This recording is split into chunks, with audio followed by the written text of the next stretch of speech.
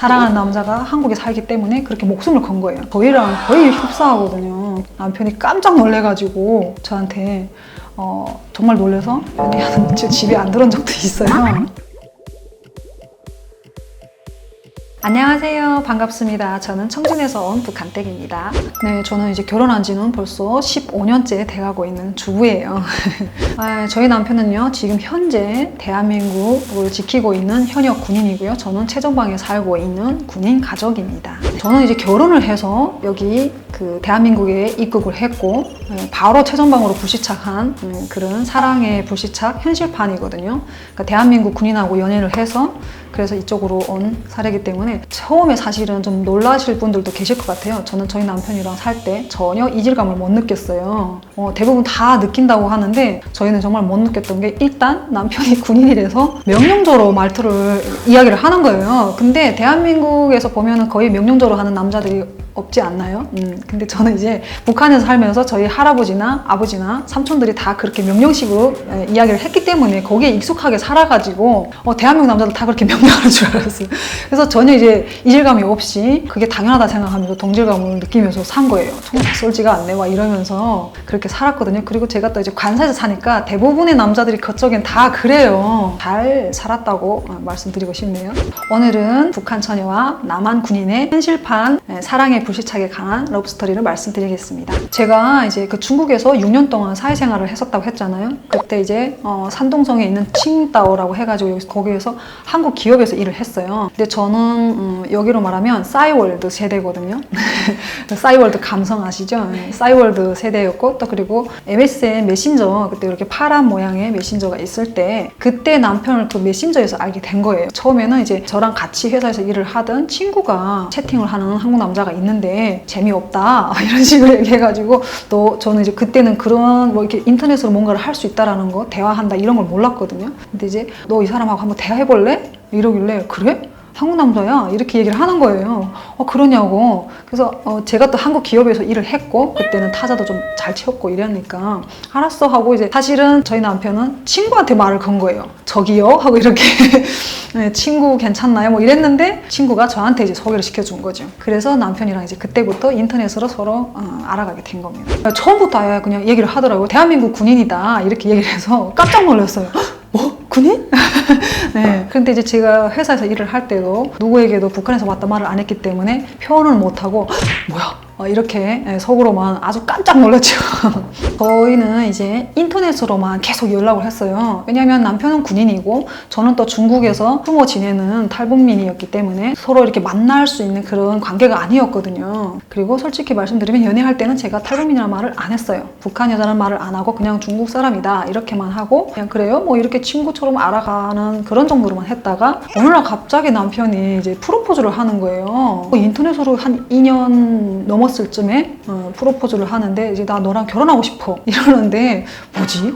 아니 인터넷으로 만난 사람이 지금 나랑 결혼한다고? 미쳤나봐. 그래서 저는 장난치는 줄 알았어요. 근데 진심인 거예요. 그 다음부터는 저한테도 이제 이게 뭐지? 하고 현실적인 문제로 다가온 거죠. 남편이 저에게 계속 이제 결혼을 하자고 또 말을 하니까 뭔가 대답은 해야 되잖아요. 그렇다고 또 인터넷으로 만난 사람한테 제 신분을 다 이야기할 수도 없고, 그래가지고 내가 조금 부담을 주면은 이 사람이 좀 멀리 떨어지지 않을까 그 생각을 한 거예요. 아직 뭐 만난 사이도 아니니까, 그냥 인터넷이니까 부담을 주기 위해서 남편한테 여기 중국 여자랑 살려면은 뭐 이런저런 서류도 필요하고, 그리고 결혼하려면 돈도 많이 들고 이런다 이렇게 얘기를 했어요. 그랬더니 남편이 그러냐 그러는 거예요. 돈이 얼마나 들어? 이렇게 물어보는 거예요. 그래서 아니 저거 왜 물어보지? 이거 물어봐서 대답을 해야 될 거 아니에요. 근데 저는 이제 그냥 그렇게 하고 끝날 줄 알았는데, 그게 800만 원?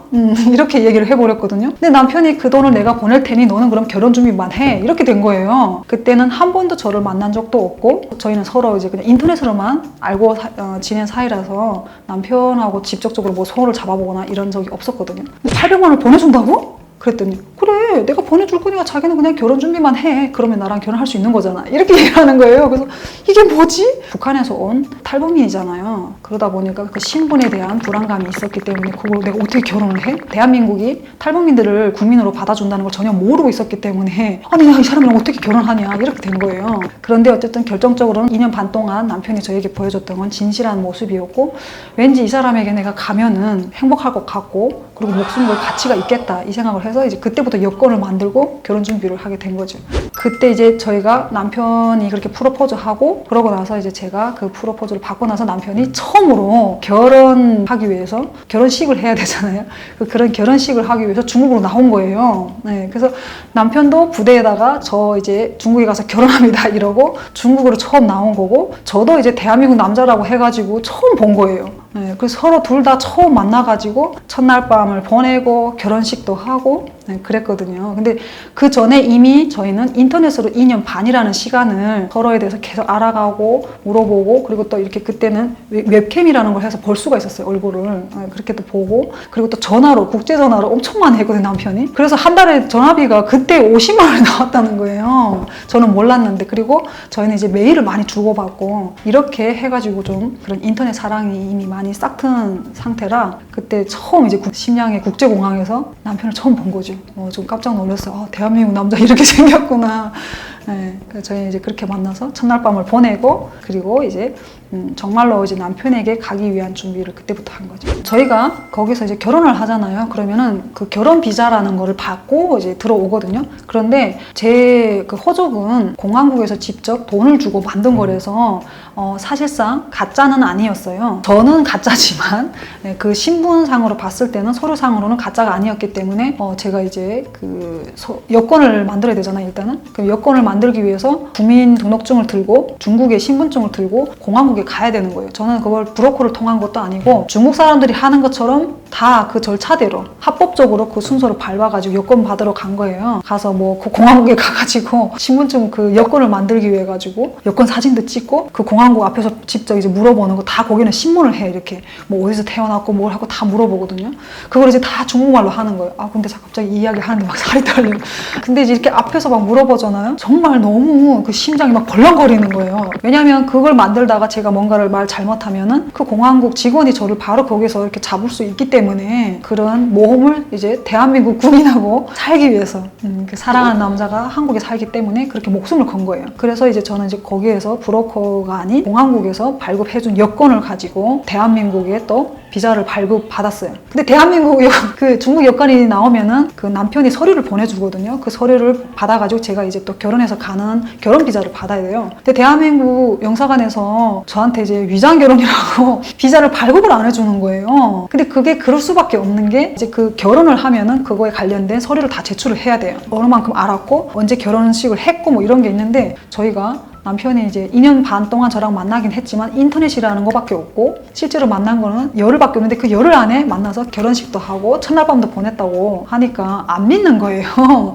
그래서 비자가 발급이 안 된 거예요. 안 된다 이거는. 근데 그분들이 잘못된 게 아니라 이제 그렇게 의심할 만한 충분한 그게 있었으니까 그래서 어쩔 수 없이 저는 안 된다고 하니까 이제 정말 포기해야 되나? 남편한테 나 못 간다고 얘기해야 되나? 그런 생각을 하고 있을 때 이제 영사관에서 다시 서류를 제출해봐라 이렇게 얘기를 하는 거예요. 저도 이제 거기 찾아가서 이제 항의를 했죠. 정말 위장 결혼은 아니라고 진짜 결혼이라고 우리 정말 사랑한다고 이렇게 얘기를 해가지고 거기에서 원하는 서류를 더 이제 남편한테 요구해가지고 뭐 통화 내역이라든가 메일로 편지를 주고받은 거 저희가 서로 사랑했다라는 그런 증거 같은 거를 더 제출해야 된다 해서 했거든요. 그러고 나서 다른 사람들은 다 한 달 만에 나오는 비자를 저는 이제 2달 만에 받은 거예요. 그 2달 동안 정말 마음을 많이 졸이고 또 중국 여권을 받을 때가 가장 북송의 위험을 감수하면서 그렇게 했는데 너무 아니 그때 한국에 올 수 있는 루트를 알았다면은 얼마나 좋았을까. 다행히 잘 왔습니다. 저는 이제 남편한테 그때 바로 말을 못하고 좀 시간이 한참 지난 후에 얘기를 했어요. 거기에도 좀 많은 사연이 있었는데 남편이 그동안 저한테 되게 북한에 대한 안보 교육을 많이 했거든요. 자기 북한의 고난의 행군이 뭔지 알아? 북한은 어떤 나라인지 알아? 이랬는데 제가 북한 사람인 줄 모르고 그런 안보 교육도 많이 했던 남편이 제가 이제 어느 날 도저히 이게 안 되겠다 싶어서 털어놓게 된 계기가 있었거든요. 그때 이제 남편이 깜짝 놀래가지고 저한테 정말 놀래서 자기 지금 북한에서 왔다고? 북한 여자라고? 몇 번을 물어보는 거예요. 진짜야? 그런 거 갖다 장난하면 안 돼. 농담하지만 그런 거는 그렇게 말하는 거 아니야. 이러길래 정말 많이 충격받아가지고 남편이 집에 안 들어온 적도 있어요. 정말 저 그때 나 이제 이혼해야 되나? 이런 생각도 했었거든요. 그런데 결과적으로는 그런 일이 없이 해피엔딩으로 잘 끝나긴 했지만 그렇게 솔직하게 말하기까지 많은 과정들이 있었습니다. 그거 보고 저 우리 이야기 아니야? 저희 남편이랑 둘이서 앉아서 동시에 그렇게 말을 했거든요. 왜냐하면 일단은 버전은 그게 북한 버전으로 나와 있지만 바꿔봤을 때는 완전히 남한 버전으로 했을 때는 저희랑 친구랑 거의 흡사하거든요. 그래서 깜짝 놀랐어요. 군인이라는 것도 그렇고 또 최전방에 산다는 것도 그렇고 손예진 씨가 불시착해버린 것도 그렇고 저 역시도 최전방에 불시착해가지고 바로 이제 군인 가족 생활을 시작했기 때문에 제가 이제 이렇게 저희의 사연을 사랑에 관한 이야기 또 그리고 제가 어린 시절 이야기 해가지고 대한민국에 정착하는 이야기까지 해서 제가 책을 썼어요. 제가 직접 글로 써가지고 책을 출간했거든요. 제목은 나는 북한댁입니다. 많은 관심 부탁드릴게요. 오늘은 이렇게 현실판 사랑의 불시착에 관련된 저희 여러분 스토리를 들려드렸는데요. 오늘 영상이 재밌으셨다면 좋아요, 구독 꾹꾹 눌러주세요. 반갑습니다. 안녕히 계세요.